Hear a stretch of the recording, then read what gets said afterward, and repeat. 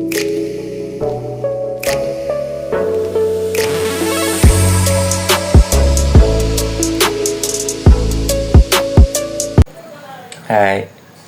7:44. Yeah, 7:44. At kinonsume na natin ang ating dopamine sa kaka-scroll. Nakalagay nga doon sa hashtag sa isang post, brain rot. Guys, isa coffee.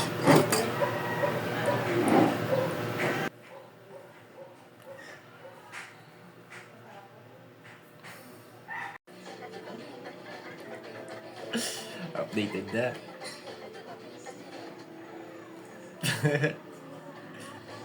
Aww.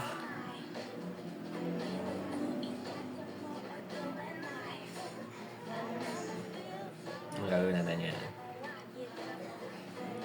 Magsiman tayo eh.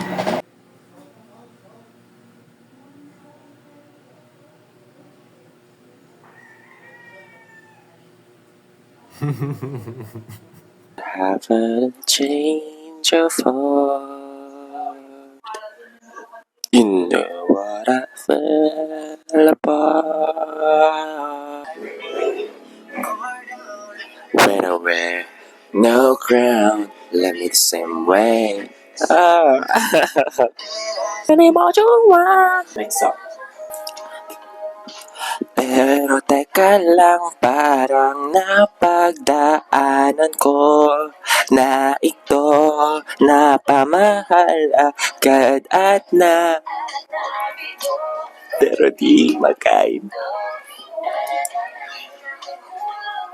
Oh, sa'yo, na.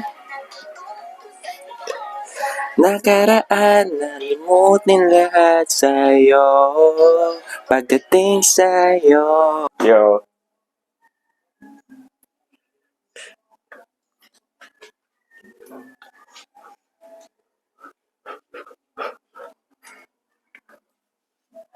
Anong gagawin mo? So, wet your hand first. And then, banlawan nyo sila. Banlawan nyo. Opo.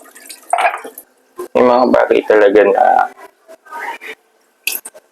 ma-realize mo na gusto mong talagang gawin. Tapos, gagawin mo na siya. Yeah!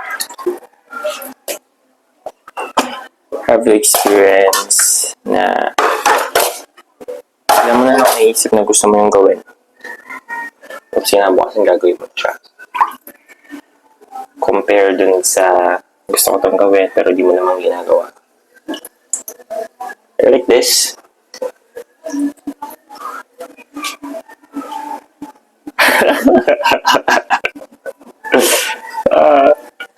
Actually, the purpose of yung cellphone na yan para mag-video ko. Ayun. Matagal na. Gusto kong gumawa ng video kaya magsalita sa harap ng camera.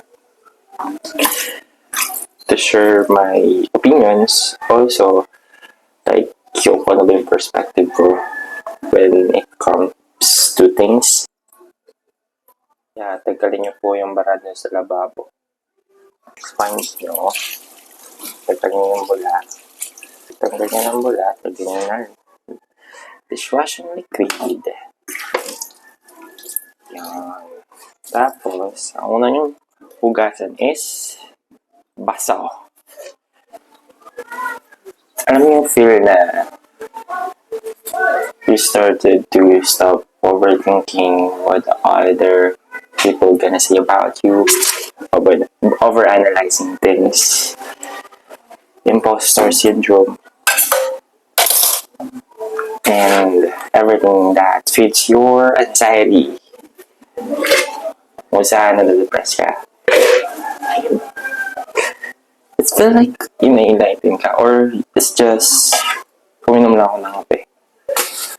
Kaya ako ganito. Parang ganun.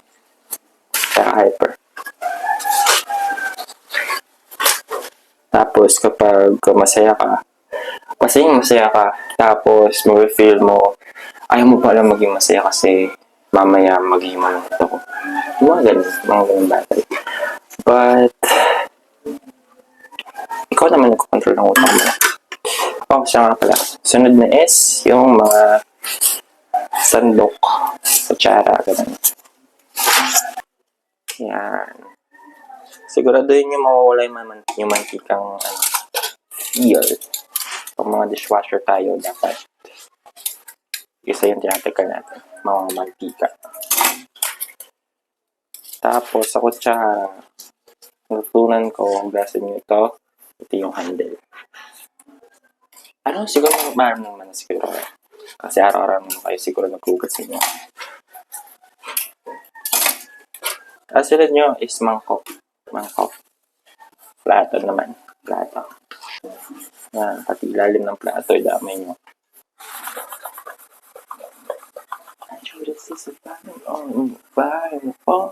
Tapos, after ng plato, Tupperware. If may Tupperware sa inyong kusina. Limitan sa mga balutan, mamamantika sila. So, yan. Lagay nyo yun. Huwag nyo nang basta sabon, banaw. Lagay nyo na. Pagtapos na kayo sa pagsasabon, wala kayong kamay nyo. Tapos, kung napapalanggano kayo pagkatapos nyo maghugas, yung mga plato, mga kutsarang naiwan doon, yung hindi nagamit, lagay nyo sa inyong lagay ng mga plato. Kung nagaganto nyo, or tapos tasin nyo tanggal. Tapos, banaw na kayo. Unahin nyo ulit yung back.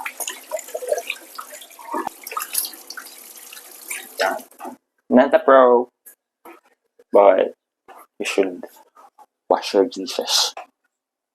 Nalaban ko na yung mga damit at underwear nakarang araw ng kobre at pababa. Then, nagkasuot ko ang damit kahapon at isang araw. Ang dami man. Uy!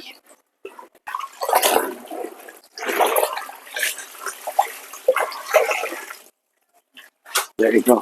Tapos na ng balnawan. Hindi ako nagano.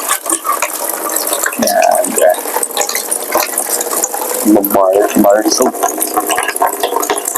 Tapos, gawin ako ng brush. Nagawa ko lang. Ay, gagawin ko yung powder. Detergent powder. Para mabula siya. Tapos kusot lang. Tapos babagyan ng isang araw.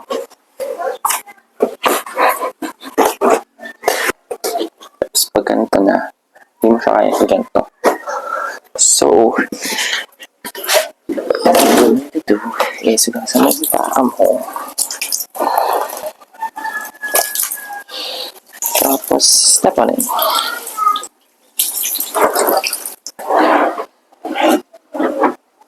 Dapat na mag-gloves yan ng paa. Pag sinabi mo ba yung dream mo, magiging totoo pa ba siya? Or hindi na siya mangyayari? Basahin niyo yung libro ni Dr. Tara Swart. Kasi di-detail niya doon kung ano yung secret.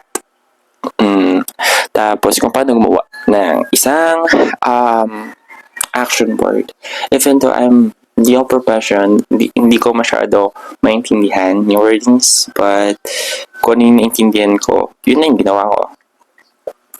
So, ang mga natutunan ko sa paggawa ng action word is introspect, ask yourself kung ano pa talaga yung gusto mo sa buhay.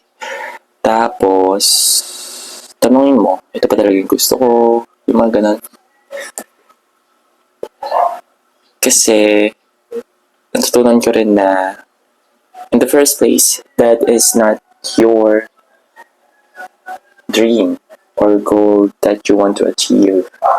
Yan ay implementation ng inyong environment, tao na kapaligid sa'yo, at social media, one of the factor. So, I think deeply kung ano ba talaga gusto ko. So, ang sources nun is past experience, then yung childhood dream ko. I want to become someone. Yeah. Doon ka rin ko, kumuha ko ng mga picture. Tapos, inattach ko siya sa illustration board. Yeah. And nag-set up ako ng expectation na kung di man siya mangyari within a year or kung di man siya mangyari, lahat ng nilagay ko dun, kung di siya mangyari, that's fine, that's okay. At least I tried to manifest something that I want. Yeah. Kasi along the way kasi ma-realize mo na hindi ko pa talaga to gusto. Mga ganung bagay. And you just need to go with the flow. And leave it at it is. So, yun.